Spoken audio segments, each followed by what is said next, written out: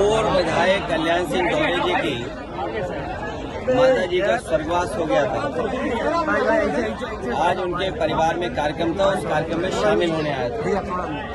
इस दुख की घड़ी में और जो कार्यक्रम माता जी के ना रहने पर संपन्न हो रहा है, उस कार्यक्रम में मैं शामिल होने आया था।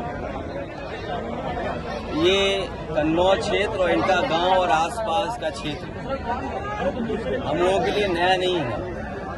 राजनीति की जब शुरुआत हुई थी, इसी क्षेत्र के लोगों से मिलकर के और इसी क्षेत्र के लोगों ने समाजवादी पार्टी को आगे बढ़ाने का काम हमेशा किया है। भैया, पीडीए फार्मूला पे क्या हरियाणा में चुनाव लड़ेगी सपा? ये कहाँ चुनाव लड़ना है, ये पार्टी तय करेगी और भविष्य में समाजवादी पार्टी राष्ट्रीय पार्टी कैसे बने, उस दिशा में समाजवादी कार्यकर्ता नेता हम लोग लगातार काम करते रहेंगे। भैया, कल मुख्यमंत्री ने कहा है लाल टोपी वालों के काले कारनामे अब सामने आ रहे हैं, क्या कहेंगे? देखिए, कभी कभी लोगों को सदमा लगता है। आप सब लोग जानते हो, जब सदमा लग जाता है तो कुछ कुछ लोग बोलते हैं, और कभी किसी के चोट लग जाए तो कुछ और बोलते हैं। जो लाल रंग है उसको समझना पड़ेगा।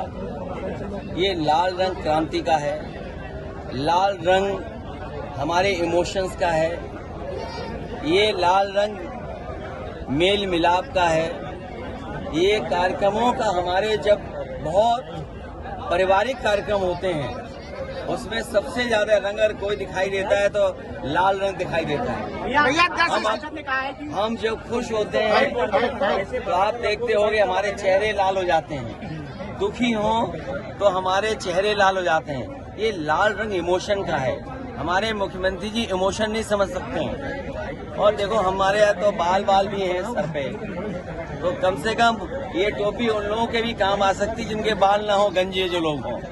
और देखिए, जो काले रंग की टोपी आप पहनते हैं, उनका तो काले ही सब कुछ काला होगा, इसलिए काले पे बहस नहीं कर रहे हम। हमारा लाल रंग मेल मिलाप का है, अगर खुशी का है, त्योहारों का है। हमारी देवियों के जितने कार्यक्रम संपन्न होते हैं, दुर्गा माँ का लाल रंग, हमारे पारिवारिक कार्यक्रम होते हैं, लाल रंग सबसे ज्यादा इस्तेमाल होता है। आखिरकार नाराजगी क्या है? इसीलिए मैंने कहा, ये जो हार का सदमा है, जो हार की वजह से सदमे से नहीं उभर पा रहे हैं, इसलिए उन्हें हर जगह लाल रंग दिखाई दे रहा है। भैया, कई स्टेशनों के नाम जो है वो चेंज किए गए हैं, उसमें आपका भी एक ट्वीट सामने आया है। आज अस्पतालों की हालत क्या है? आज अस्पतालों की हालत क्या है? जो अस्पताल बनाए गए थे समाजवादी सरकार में, वो भी अस्पताल नहीं चला पा रहे। स्कूल की व्यवस्था ठप हो गई। बच्चों को जो फल मिलते थे वो नहीं मिल पा रहे हैं। खाना जो स्वादिष्ट मिलना चाहिए वो नहीं मिल पा रहा। ड्रेस नहीं, कपड़े नहीं, उनके पास पढ़ाई के लिए कोई इंतजाम नहीं। और जो महंगाई बढ़ गई है, इन्हें लाल रंग याद आ रहा है, लेकिन जो महंगाई बढ़ गई उसका याद नहीं आ रहा है इनको। जो बेरोजगारी फैली उसके बारे में नहीं बोलेंगे। तो ये तमाम सवाल हैं जिन सवालों का सरकार के पास जवाब नहीं। कन्नौज के लोग क्यों भूल जाते हो? इसी जिले में एक बेटी को बताओ पिता क्या चाहता था। इसी जिले में क्या एक बेटी को नहीं लटका दिया गया, जान नहीं चली गई उसकी? कोई चर्चा कर रहा है उसके बारे में? और बगल का जिला है, दो लोगों की जान गई, कि हत्या की गई, कि आत्महत्या कर ली। सरकार के पास क्या जवाब है? सरकार के पास कोई जवाब हो तो बताए सरकार। और यहाँ पर इसी जिले में क्या बेटी को एक फांसी पर नहीं लटका दिया गया? उसके परिवार वाले क्या संतुष्ट हैं उससे, जांच से? और केवल यही नहीं, 2 जिले नहीं, पूरे उत्तर प्रदेश में देख लो, हर दिन घटना हो रही है बेटी के ऊपर। छोटी छोटी बालिकाएं हैं, उनके साथ घटनाएं हो रही हैं। सरकार क्या कर रही है आखिरकार? सरकार इसीलिए जानबूझ करके इधर उधर वाली बात कर रही है, क्योंकि वो सरकार की जिम्मेदारी है कि सुरक्षित हमारी माताएं बहनें रहें। कोई दिन नहीं जा रहा जिस दिन चेन स्नैचिंग नहीं हो रही हो।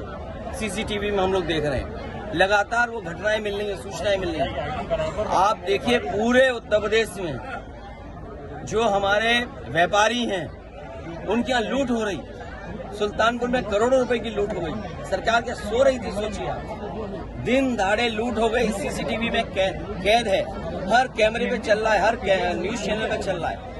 और उसके बाद ऐसा ही नहीं कि घटना और न हुई है उत्तर प्रदेश में, और जिलों से भी खबरें आ रही है कि जहां पर घटना इस तरह की लूट की हुई है। तो सरकार क्या सो रही है? क्या कर रही है सरकार? अयोध्या में सर्किट रेट से जमीन बनाने का प्रस्ताव। देखिए, गरीबों से जब जमीन ले ली गई, जब गरीब ये मांग कर रहा था कि वहां पर सर्किट रेट बढ़ा करके 4 गुना और 6 गुना मुआवजा दिया जाए, तो सरकार ने वहां का न सर्किट रेट बढ़ाया, न किसानों को मुआवजा देने के लिए वो इंतजाम नहीं किया। और जब बड़े लोगों ने, कारोबारियों ने और खासकर बीजेपी के लोगों ने जमीन ले ली, बीजेपी के लोगों को मुनाफा मिले, वो ज्यादा पैसा कमाएं, गरीब जो जानकार नहीं था, उसको जानकारी नहीं थी, वो सस्ते में जमीन बेच गया, सस्ते में ले ली। और अब जब जमीनें बीजेपी के लोगों के पास पहुंच गई, बड़े कारोबारियों के पास जमीन पहुंच गई, तो सर्किट रेट बढ़ाया जा रहा है जिससे उन्हें मुनाफा ज्यादा हो। हम लोगों की ये मांग थी कि किसानों से जमीन ली जाए तो सर्किट रेट बढ़ा करके ली जाए, तब सरकार ने सर्किट रेट नहीं बढ़ाया।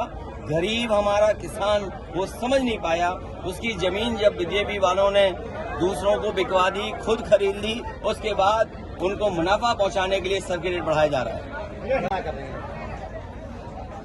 मैं इस पे कुछ नहीं कहूँगा,